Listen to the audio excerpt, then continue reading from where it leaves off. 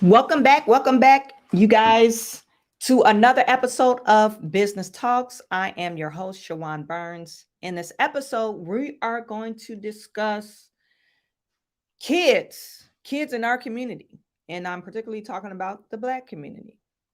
We are going to discuss who should be responsible, who should be responsible for kids reaping havoc at schools, at different businesses, causing a ruckus.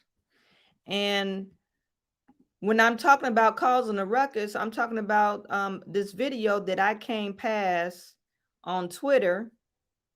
It came past my Twitter feed where the kids basically destroyed this McDonald's. And this was in Los Angeles. This is not the first time something like this happened in Los Angeles. You know, for some reason, the riots, and we're talking about the riots gave, and I'm talking about like the George Floyd riots and the BLM riots. I don't know if it gave permission for people to act ignorant and do all kinds of crazy stuff, riot and loot in the streets, but this is what we are really going through when I'm saying that it gave them a pass, because there's no penalties, is no one to stop them. You know, who are raising these kids? And we could say that, oh, they lack parenting and all that stuff, but it's really kids in our community. And you probably see, if you in Los Angeles, you probably know some of these kids. So I'm going to share this video with you, and it's really sad.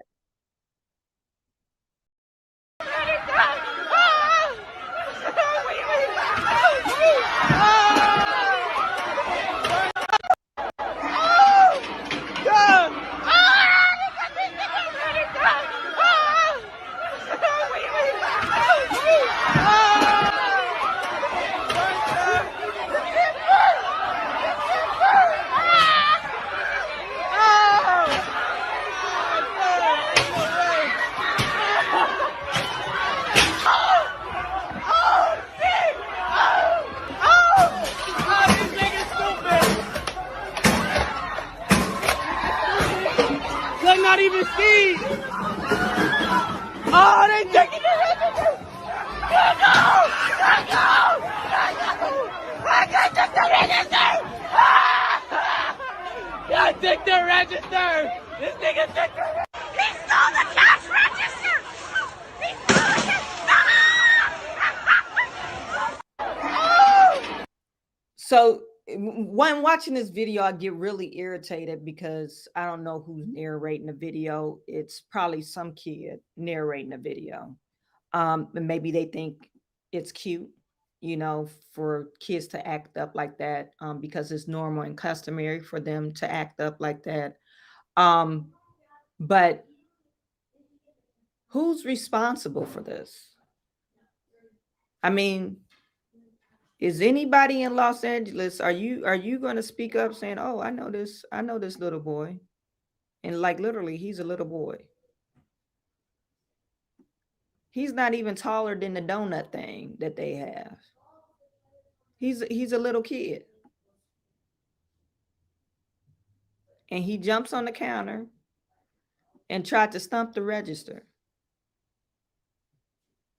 Who's responsible for him? And it's a problem. But we demand reparations. We demand reparations, and we demand to get treated fairly. We demand to be treated with respect. But you can't even raise, we, and I'm saying we can't even raise our kids to have the property decency, or to have the decency and respect. When you go out to public, you respect other people. You respect other people's property. Like, who raised you?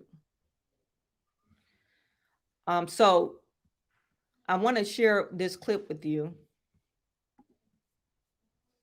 Let me see who's in the chat. I want to share this clip with you. This is Dr. Umar Johnson. Dr. Umar Johnson, he it's somebody I don't really follow. Sometimes he talks so much crap. It's like, okay, what are you talking about? But he does sometimes he does have valid points. He's more black, I guess, supremacist. I don't know. I don't know. Somebody put in the chat whether or not Dr. Umar is a black supremacist. He believes in black supremacy. He might be a black nationalist, if anything. You just ate. Okay, get a snack, but sit down and read your book, Cannon, and do your homework. He might be a black nationalist. So you guys let me know what you think about Dr. Umar. I know he doesn't believe in procreating in different races. He don't believe in and he doesn't believe the way that other people like believe in keeping the bloodline pure. I don't think that's his point. His point is it's so many single black women out here.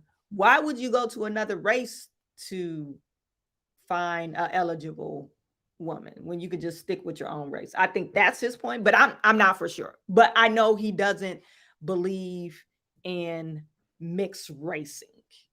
Okay. And he is very pro-black. He does believe systematic racism exists and white supremacy exists. He's a firm believer of that. Let me show you. Okay, this is it. This is where he was talking about system. Well, they got a title systematic racism partially to blame. I don't know if that's what his point was, but we'll take a listen to this. Black men willingly leave the household, or was it the system that was? It was systemic. Right. So how, if we giving them grace for them having to do it without us, but it wasn't our fault, how are we not getting that same grace and that same respect? I'm gonna tell you why. Why? I'm gonna tell you why. Because black men, as the leaders of the community, now we can't be leaders. Here's the question we got to make. That? Here's the question. Because the argument y'all make, feeds into the feminist agenda. Okay. It's an argument that says, I don't want the responsibility. I'm a leader. I don't want to fix shit. I don't know if that gentleman who just said, "Oh, we can't be leaders," women don't agree with that. I really feel sorry for any woman that he dates, because that's basically saying you a little punk. We can't be leaders. Women are not. Who cares what a woman says? If you a man, you ain't gonna put up with certain things. You know, so whoever he dating, you know who wearing the pants in his household. Right? Mm-hmm. I'm going to fall back and let her run everything. That's what the feminists tell. They say, look at them, making excuses for why they can't be better men, making excuses for why they can't make better men. You understand? Your argument feeds the feminist narrative. That's not what we're making excuses for. I'm saying I am the better man, but I shouldn't be held responsible because you wanted to choose a Pookie and a Ray Ray. That's not me. I work too hard in my life. Back to what I said. Pookie and Ray Ray shouldn't exist. And the only reason why Pookie and Ray Ray exist because we're not in the community making those boys the men they need to be. Do you see that? And she don't get a Pookie if you didn't allow a Pookie. But she got an Eli. She ain't come to Eli. She went to Pookie. And that's what we're trying to say. She wouldn't have had a Pookie if we didn't allow one. I worked too hard in my life. She wouldn't have had a Pookie if we didn't allow one. But Dr. Umar, men supposed to make the raise the boys. Right. We as men is holding other men accountable for the same thing that you're talking about right now. What are we doing for the young brothers in the street? So what you mean, mentoring them? Now, I mean, he's a great father. I ain't talking about that's individual. That's good. But that's individualism. Yeah. What are we doing collectively as men to change the trajectory for black boys in the streets right now? Nothing. We're being talking shit. Yeah, I mean, you could take it's not going to get better unless we put hands on deck. The reason the athletes and the rappers are the role models is the professional black man moved out the hood. Where the dentist at? He ain't in the black community no more. Where the lawyer at? Where the business owner at? Where your city council person at? We abandon know who that black is. boys, and then we blame black men for poor choices in mates that they should not even have to make if we did a better job raising our boys the right way. At the end of the day, if I'm gonna call myself a man, the ultimate responsibility for reconstruction of the black community rests with me. Yes, they have a role. Yes, they have responsibility. But as a man, as a leader, to say I can't fix this shit unless she changes, that's not the definition of a man. I don't see. I think we're on two different accords. Like, I don't think we're saying that. What I'm saying is I'm capable of being that leader, that provider. I've worked hard in my life. You get what I'm saying? I should not have to do. You still go back to individualism. But I only feel like we tell black men that we have to now deal with masculine women, women with children. Why is she masculine? Because she's had to raise the kids alone, not one woman, brother, a whole community. So you mean to tell me the only woman I could look forward in my life is a masculine woman that has kids by other men? No, that's what I have to look forward to. But I'm telling you, mistakes made by black men systemically gave rise to the conditions that allowed her to be masculine and made her end up with a man that you consider to be less than what he should be. And I'm telling you, black men are responsible for her being masculine because we have not helped her raise them children. And when I say help them raise them children, I don't mean you as the stepdad. No, I mean you as an active member in the community where we go to every single parent black mother and say, how many sons you got? 2? How many sons you got? 2? Well, guess what? That's your son's big brother. That's your son's big brother. He taking them to school. He doing the homework. He gonna spend a couple hours with them every Saturday. He got his own kids too, but he gonna make time for you. She got masculine because she had to become masculine in order to deal with the rape, the abuse, the domestic violence, the disappointments that men had in her life, and also raising those kids and have to take care of herself all at the same time. The black woman has been the be-all, end-all in our community for half of a century, and now we want to turn around and say because she didn't do it perfectly enough or remain feminine enough when she had to absorb our responsibilities plus her own, that's insensitive and disingenuous. Well, so, and I probably partially agree what Dr. Umar is saying. I think we still, there are some good brothers out there that still works in the community. And to the other guy's point, oh, I do this. I am a mentor. I raise my own children. But what Dr. Umar said is basically saying, it's a perpetual or habitual cycle that we're breeding in our literally our community. I mean, and if you want something different, we got to do something different. So who's responsible? But I think it first starts in the household. You can't just say, oh, the community is responsible and you acting like a idiot. It starts in your own household. It starts with you holding your own self accountable of your actions. And like I said, we got kids running around here.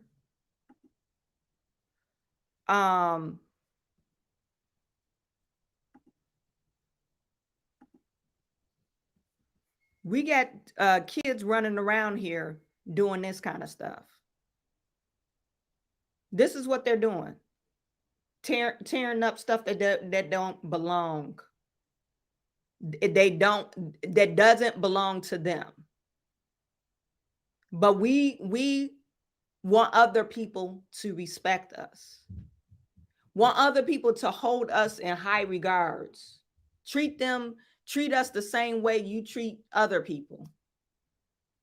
And literally, you shouldn't treat people less than because of their economic status. They're still a human being. But when you act like this, and you get mad that I say, oh, this store, we can't have more than 5 teenagers at a time. We went downtown for our kids' trip. One of my kids' trip, he's in 2nd grade. They went downtown to the science center, and on the door it says no more than 5 kids at a time, because they're stopping all the riffraff, because they know the kids come in there and steal a bunch of stuff. It's in Detroit, predominantly Black neighborhood. And you say, oh, that's a racist treatment. Or it's a racist treatment for them to tag everything on the stores like sensors in the stores. Or have the formula behind the checkout counter or in the lock cabinet. And they used to call that racist. And they probably still do. You'll probably still catch somebody saying, oh, why you got the stuff locked up in the Black community? And if you go out to the white neighborhoods, they don't get it locked up because white people are not acting like this. White people kids are not acting like this. I mean, let's call a spade a spade. We want to talk. We want to talk reparations and have people treat us and have demand the resources that, other people have. But you act like this.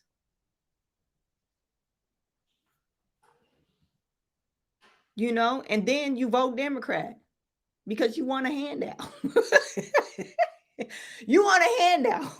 You want a handout on the stimulus checks. You want not Barack Obama, but what's his name? Biden to give you $20,000 off your student loans. Because you want that. That's why you vote for him, because you want a handout. But you go back to the deplorable situation that you're in. No jobs, your kids can't read. The kids coming on the bus to shoot other kids. You don't have groceries in your store because you ran them all out. Gun violence is running rampant. They talk about mass shootings, but little kids get guns. This is what we signed up for. We want reparations. But our kids is running around doing this. And look at this employee. He has to run in the back. From this, an adult grown man has to run from kids. This is ridiculous. So who's responsible? The government can't be responsible for your kids. It has to be us. We got to raise our own children.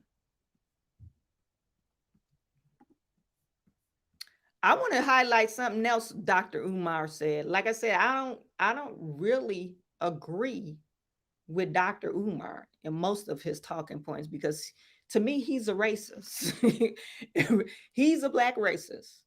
But some of the stuff he's talking about building up the community, I totally agree with.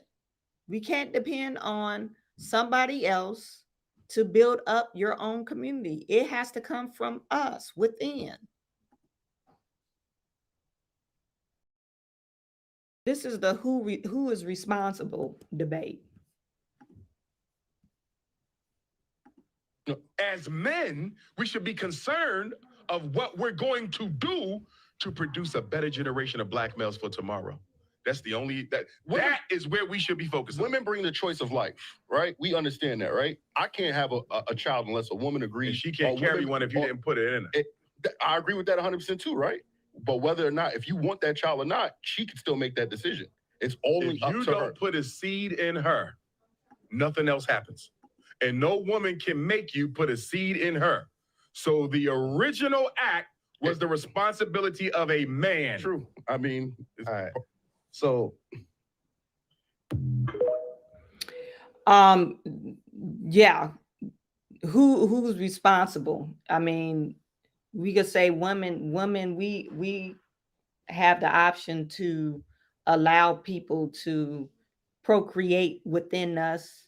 I always tell my children the highest honor a woman could give you is to have a baby by you.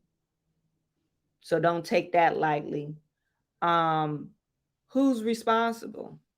But we have to teach our children and other children that you just don't be going around making babies. And if you do, you have to be responsible the way that baby is raised. If that baby could read. That's not the video I was trying to show you guys, though. I'm trying to show you this one. because I thought it was let me see.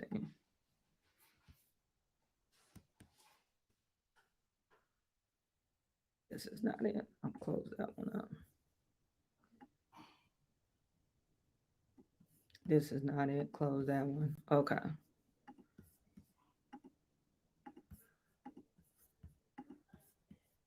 Okay, this is the one I'm talking about. And this is Dr. Umar on the economic crisis. He carries this kind of the same sentiment I carry. You know, we waste a lot of money on a bunch of BS instead of investing in ourselves. And that's when he's talking about, hey, you could build a bunch of schools, blah, blah, blah. When I talk about it, you want to bridge the wealth gap, invest in yourself, invest in your education, buy stuff that appreciate in value. And he's saying basically the same thing that I usually talk about. Go down your social media feed. Does it look like Black America's in a crisis? Go down your YouTube. Does it look like Black America's in a crisis? Go through your Twitter. True. Go in. If you did not know how racist America was, and you went to Black Twitter, Black Instagram, Black TikTok, Black Nothing YouTube, important there. could you tell? No. Don't it look like we live in the best times of our lives? And you know, he says if you didn't know how racist America is or was, I don't carry that same sentiment. I don't think America is really that racist. I think when you go to other countries and you compare their freedoms versus our freedoms, we're totally free. Brittany Griner is the prime example. She said, I'm going to stand up during the American flag, and what is the song?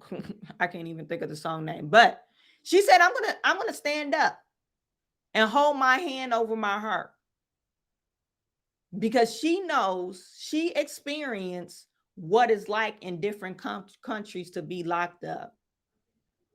Like our rights compared to somebody in Russia.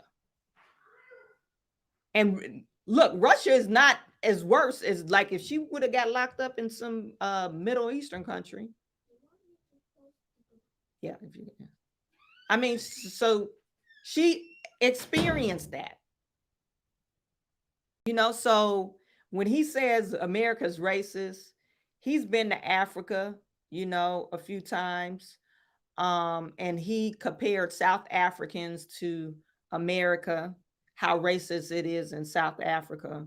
But I don't even think it's even comparison to South Africa. I think we have more freedoms and more rights and liberties as people than people in other countries. So I hate when he says that kind of stuff, because I don't think that's true. Because Black people are like overgrown children. Slavery arrested our psychopolitical development. Slavery arrested our psychopolitical development. The slave system turned us into eternal children in this country. What do children do? They spend their money on the things that they like, Right. and they beg their parents for the things that they need. Is that not Black America?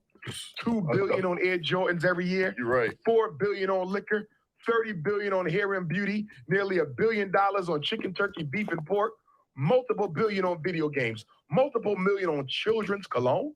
But half the Black boys in America in 4th grade can't read on their grade level. That's a fact. Half the Black boys in America in 8th grade can't read on their grade level. But we spending $21 million on cologne.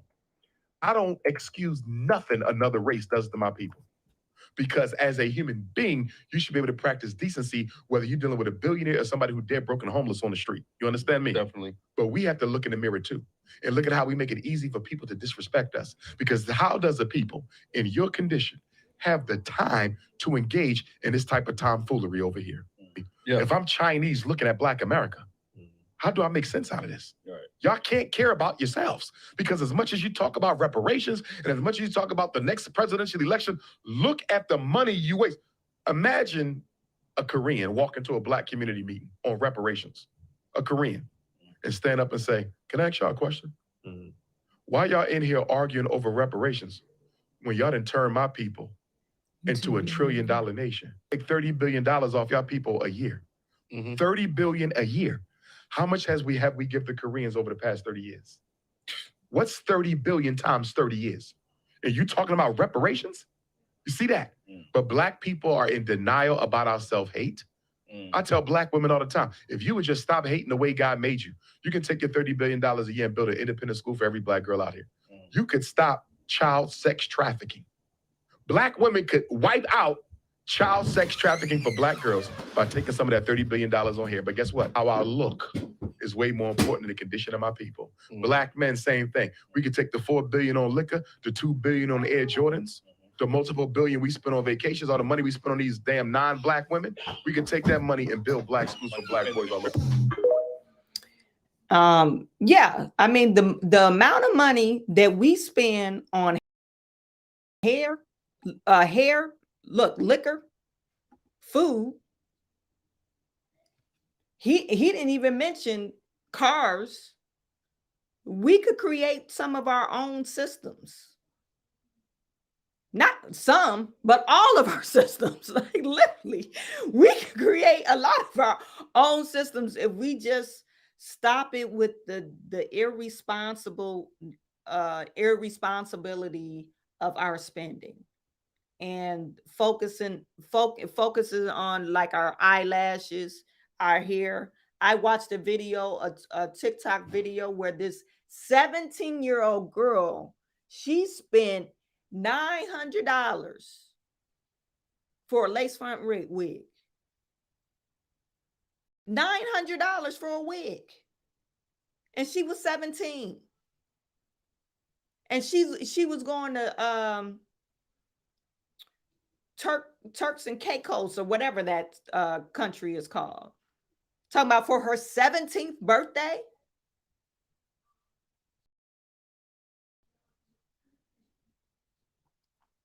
But you know, she probably don't got a pot to piss in.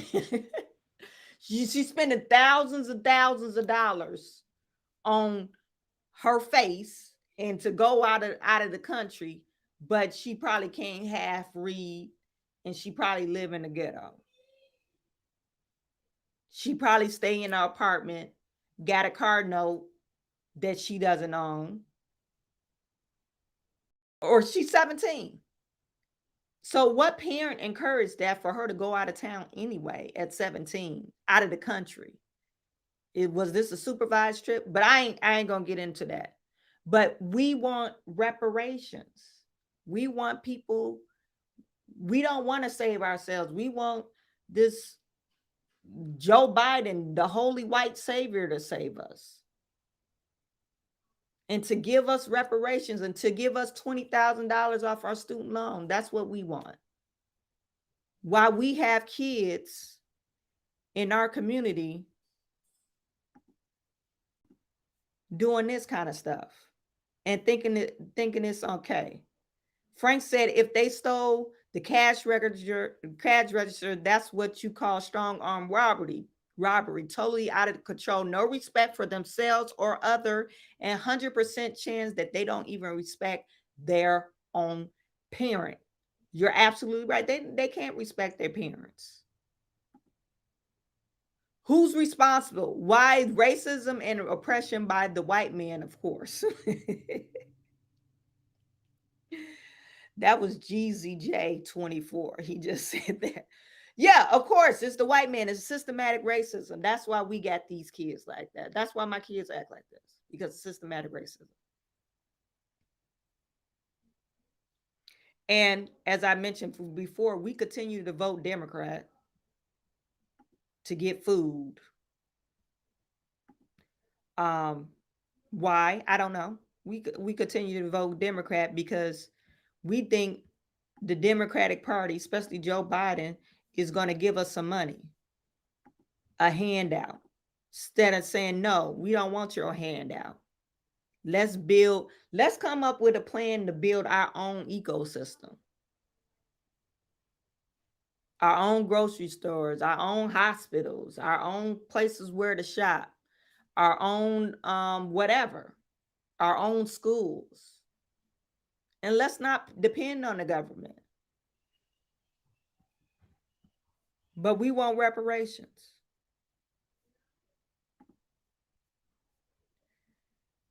this was the White House press secretary, Karine Jean-Pierre, responding to some lady out in the, she was out in the audience asking, how does the president feel about reparation? Does he support reparation? Now, remember yesterday, I showed you, or the day before, what's the day, Wednesday? Yesterday or the day before yesterday, I showed you Cori Bush wrote a bill for reparation. And guess how much money she thinks? Now, United States is in debt like $37 trillion. I think 36 or $37 trillion, and is climbing. Her bill for reparations was $14 trillion. Cori Bush wrote a bill, and she trying to get it passed for $14 trillion. And this lady asked Karine, does President Biden support the cash payment for the reparations? And this is what she said. From that action, I'll give you more. I think that shows from that action how important the president thinks this moment is, how important he thinks that it is important to continue to lift up the African American community, and he'll continue, and how moved the president. Experts. And then on Saturday, President Biden is scheduled to go to Philadelphia. So I wonder, since he's going to be there, does he plan to? Conyers started with, a study. Now you have Congresswoman Bush not just asking for a study, but she's creating a resolution to push forward on reparations. What does this White House believe when it comes to this controversial issue of repairing a wrong for the descendants of Africans in this nation? So look, as you mentioned, Juneteenth, there was a concert here yesterday, and we saw how powerful and how moved the president was by the concert, and by kind of the story that was laid out through the concert about Juneteenth and how important that moment was. Opal, as you know, was here, and it's always moving to hear her and to see her. And as you know, the president signed Juneteenth to be the most recent holiday about 2 years ago. So I think that look, Donald Trump was trying to pass the federal holiday for Juneteenth. So Biden is not the first person to try to get this holiday passed. It probably just ended up getting pushed through because of the time. But anyway, you're not answering the question. You're talking about President Biden was being moved by the concert and all that. No, does he support the reparations bill? I want you guys to realize, if you are a Democratic voter, I want you to realize that their only thing is to pander you enough to say, oh, you support me, and never do nothing. You support what I support, and then you never get nothing. You don't get anything for your support. that shows from that action, I'll give you more. I think that shows from that action how important the president thinks. It doesn't show because you had a concert. You had a bunch of black folks singing in the backyard. That doesn't show anything. Do you guys understand? Oh, we was in the White House. We're black and we was in who cares? You was up there. You got paid to do the job. Okay, that's all. They had maids in the White House, and some of them are black. The butler, they had a butler that just retired. I think it was either Trump administration or Obama administration. And he was working, he was there for like 60 years, they said. And he just retired. Black man. It's the same thing. That doesn't say he agrees with the payment of reparations. So please listen and check out the actions that they're doing. It's coming up to the election, so she has to say this. this moment is, how important he thinks that it is important to continue to lift up the African American community, and he'll continue to do so. As it relates to reparations, I saw just moments ago Cori Bush's resolution. We haven't reviewed the proposal yet. It's a new proposal, so we'll take a look at it. So I can't comment on that specifically. But the president has been really clear as it relates to reparation. He wants to see a study of reparations and studying the continued. They want to see the study of reparations, but they've been studying HR 40 or whatever that bill is. That John Conyers died like 5 years ago. That bill been out for the longest. It studied the reparations. It's been out long enough for you to study it. So people wake up. If they was going to give you reparations, they would have been like, oh yeah, the checks are in the mail. You see how fast they passed the stimulus check. They passed that without no problem. But do you think in your right mind that why do I keep on calling this man Obama? Biden will agree to a $14 million or $14 trillion cash payment? To all the people that haven't, they didn't know a slave. The white people out here, they didn't know no slaves. They parents didn't own any slaves. You think they all passed that? Continuing impacts of slavery, he believes that is incredibly important. So after the study, if the study concludes what many thought leaders and civil rights leaders have said, what next? Does the president support a payout? Because the nation is divided on this. This has been one of the biggest issues over the decades about how to repair the enslavement over generations of Africans brought to this country for free labor. So what does the president do after? What will he lean in on after a study, which is expected to basically say what many of the civil rights and black thought leaders have said? Does the president believe in a financial repair for the descendants of Africans in this nation? So look, no, it's a yes or no question. No, Joe Biden does not believe in a financial payout. And if you think Joe Biden can give you a financial payout, he couldn't give you the $20,000 he said he was going to give you. And that was for all student loan people, not only black people. That was for everybody. He couldn't even make that done. He couldn't wipe $20,000 off your student loan debt. So why the hell will he think, or why the hell would anybody think that he's going to give a financial payout to a bunch of black folks that's doing this?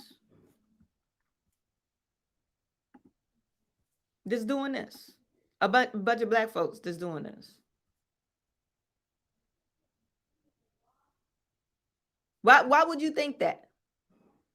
You up here doing this, tearing up your own community. Why the hell would I give you any money? That don't make no sense.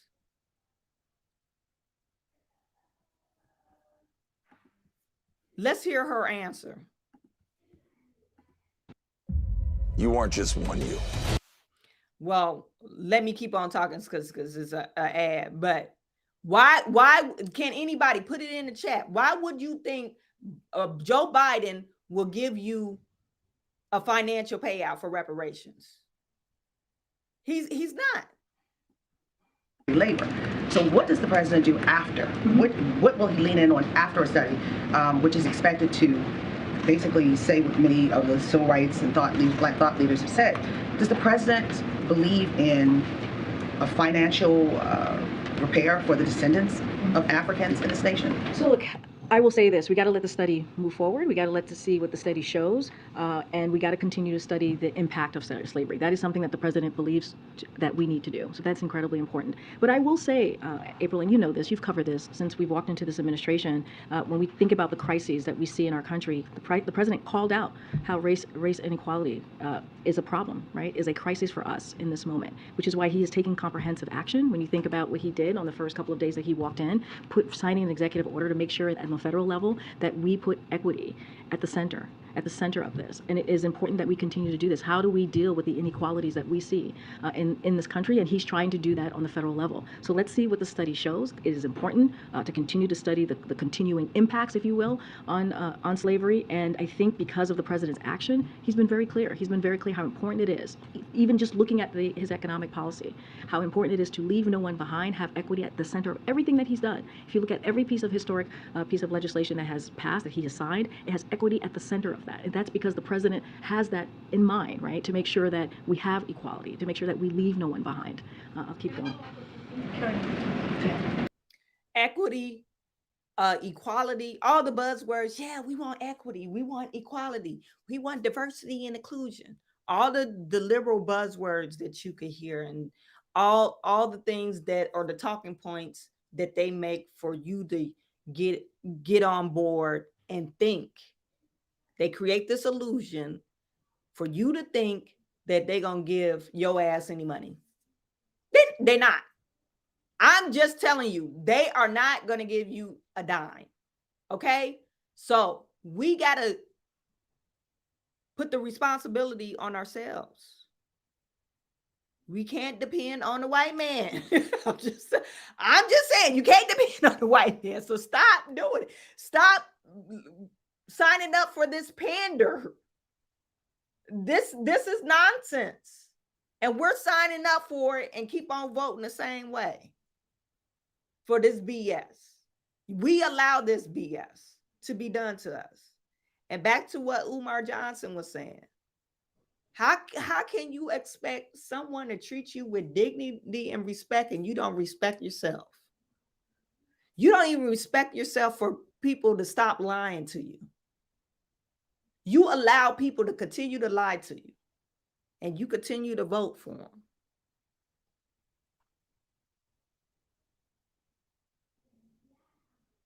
How can you demand respect and you can't even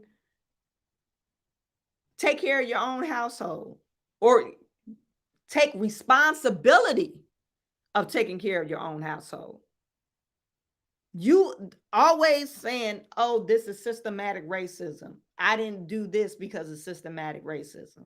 Oh, it's racism everywhere. Or I couldn't achieve this because systematic racism. You can't even take responsibility for yourself and you continue to ask for a handout. And you want respect. You want to demand respect from other people. You know, we got to stop, people. The white man is not going to save us. I'm sorry. The white man is not going to save you. And we keep on continuing to vote for this nonsense. Frank says there's nothing but a bunch of flashy sales carsmen trying to sell you a broken down promise. Yeah, they've been touting on this promise for the long diversity, equity, and inclusion. And what you get? You don't got no equity. You got a bunch of bad kids like this running around, causing ruckus in the neighborhood. Scaring the working people. Scaring the working people. Throwing food at them. Because they can. Because we allow it.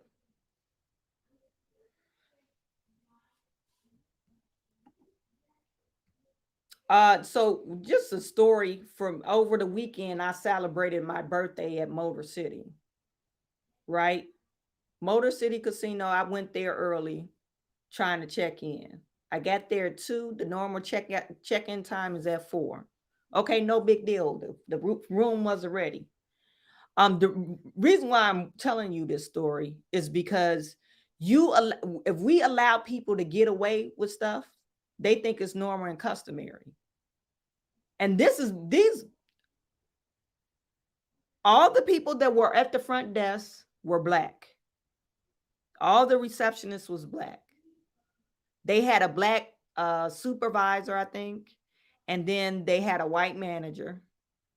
And then the lady who addressed my concerns, I believe, I only talked to her on the phone, but I believe this lady is a white lady. Okay. Motor City Casino is supposed to be a grand hotel. You know, it has a casino, and then they use the word luxury. They use the word luxury at the hotel when describing the rooms. So that's why I booked there. You know, so I booked the it was like a double room suite. You know, it had the little kitchenette, dining area. It had a living room to it. It had one king size bedroom on one end, and on the other end, it had another bedroom. So nice, very nice layout.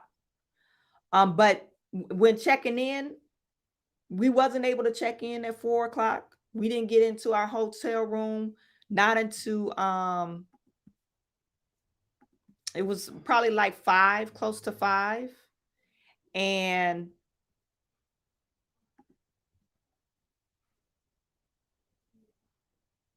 that's the hotel that I'm showing you guys now. It was close to 5 till we got into the room. They claimed that we couldn't get into the room because they had to clean up the room and they had to inspect the room. My only problem with this hotel, okay, you said you had to clean up the room and inspect it, but when you use the word luxury, I'm thinking it's gonna be spotless. The hotel was filthy. So they thought it was normal and customary. Like, oh, when I made a complaint to the guy, and it was a black manager that I complained to, he said, "Oh, you should have we could have changed your rooms when you noticed it if you would have called down earlier, but I'm calling down now." That's like literally when I noticed it. I'm calling now. So he thought that it was okay for him to say that, and we're at a hotel. And they charge like $300 a night for a hotel room. Last year was $400 a night for a regular room. So just imagine what the suite costs.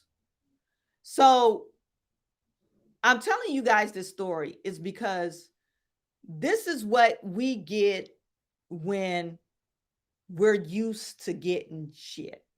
And I'm not used to getting shit. I got out of that long time ago. When I started making money, I don't accept subpar stuff. When I own my business, I don't give out subpar services. So when I patronize other businesses, I don't want subpar services. I don't care if you're black, white, you could be spotted yellow, you could look like a giraffe. I don't want subpar services. But like I said, I'm saying this, or I'm telling you guys this story because this guy, he was a black man. He thought his excuse was valid for a customer, me being a black woman. And maybe he would have gave that to another white customer, maybe so, maybe not. But he gave it to me. So I got really irritated. Why? I don't care if you was short of staff. You knew I booked the hotel room 3-4 weeks in advance. You knew you had a wedding probably 6 months in advance. Why wouldn't you have people to take care of your business? So he gave me that excuse. But like I said, the hotel room was so filthy that it looks like it wasn't cleaned up in months. You know, it was really disgusting. And I end up writing into the hotel room. He tried to comp me like $100 off the room, and I said, the way, I probably would have took the $100, but it wasn't really about the $100. It was about him being very dismissive, like, oh, I should be used to living in filth. I have a video. I took a video of it. I'm gonna show it with you, to you guys, and that's what really set me off, is because he thought, oh, you should be thanking your lucky stars that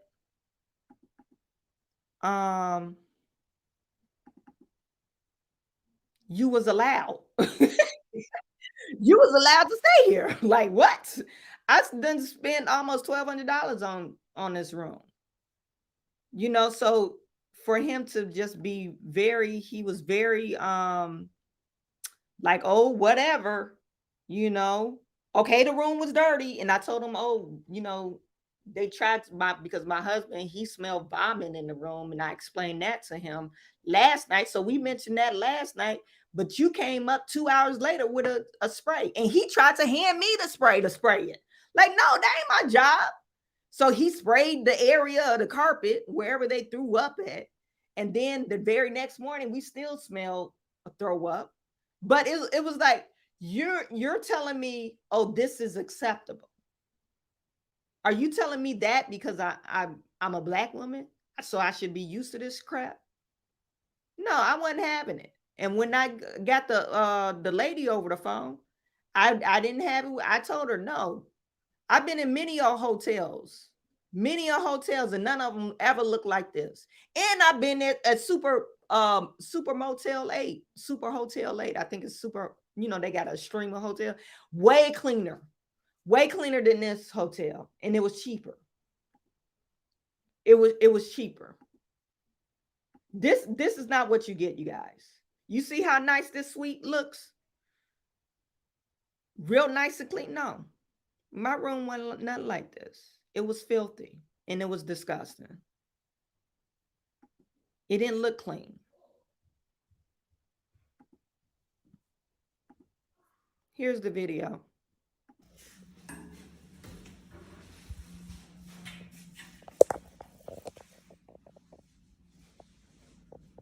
Got up this morning, actually last night, trying to take a shower, and this is what I got. Look at this shit. I'm taking a video. And it smells like cigarettes. This what I don't understand. I don't know. I got this type of towel in my bathroom. And you see this stuff right here? This is soap scum. This is caused over time. You just don't, oh, not one day I didn't clean up. This is like over months and weeks that you didn't clean up. And you think that's acceptable? Oh, well, you spent the night. I spent the night. If I wanted to spend the night at a seedy motel, I would have went on Woodward and got that buy now, pay now hotel, $40 a night. Cigarettes in here. This shower wasn't clean. Ever. This wasn't clean.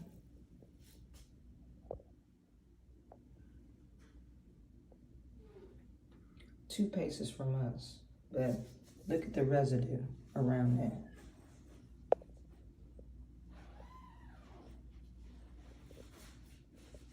It's disgusting.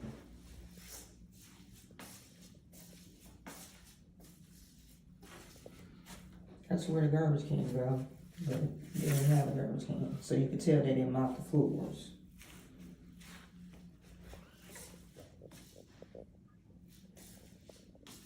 The floors are sticky.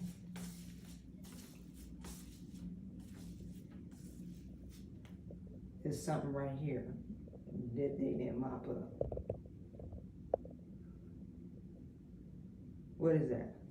What is that? They claim that, oh, we're inspecting your room. And I'm thinking, like, who inspect the room? Stevie Wonder? Because all this shit is ridiculous. Stevie Wonder must have inspected the room. We don't know. It ain't from us. We didn't have guests over here. And then we keep on smelling throw up in one of these corners.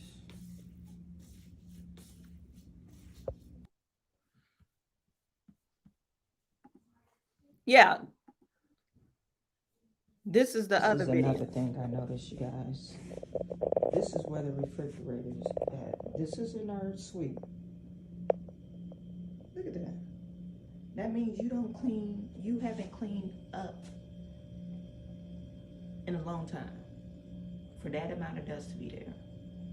To me, that's ridiculous. You don't dust. Look at all these corners. The edge. Like, what kind of vacuum are you using? The edges are dusty. It's filthy. In the other room, where we end up getting another double room too, they got shit all on the curtains. This room is not bad, but the other room we got, I didn't take a picture of it, but it's spaghetti sauce or whatever, ketchup or whatever is on the curtains.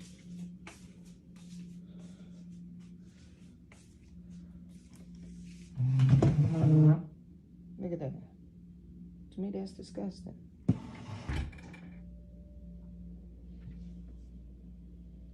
And like I said, the manager that I spoke to, he thought it was okay for him to say to a paying customer, "Oh, you should have said something at the time, and we would have changed the room." No, I'm just noticing this.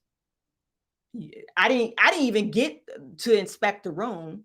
Matt, you turned over the room late, and this side that I showed you all the cigarette butts and stuff, that we didn't even have access to that side because they claimed that they were still cleaning it up. They opened that side while we was at our reservations, our dinner reservations. So what I'm telling you guys, even within our own community, we expect us to get subpar stuff, subpar work. Oh, you know how it is. No, I don't know how it is.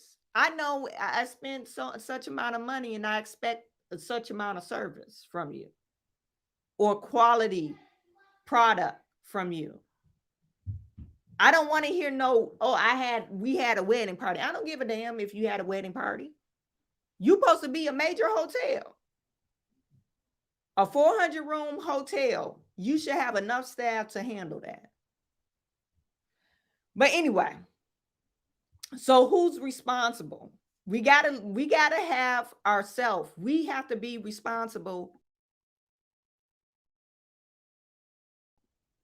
We can't allow the white man to be responsible for us. We gotta take responsibility for our own stuff, our own actions, our own kids. And stop trying to get a handout from the white man. The white man is not going to save you. You got to save yourself.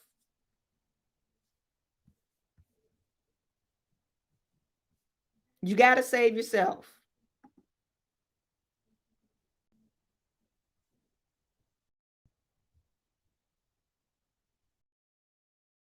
You know? So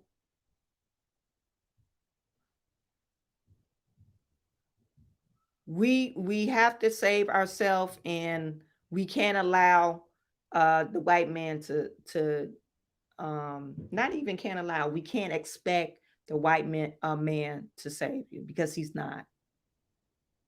He's looking at us like, oh, you used to crap, we're gonna keep on giving you crap. Look how you treat yourself. Look how you treat your own people. You don't hold your own people in the high regards. Why would we hold you in the high regards? You used to this crap. So anyway, you guys, thanks for tuning in.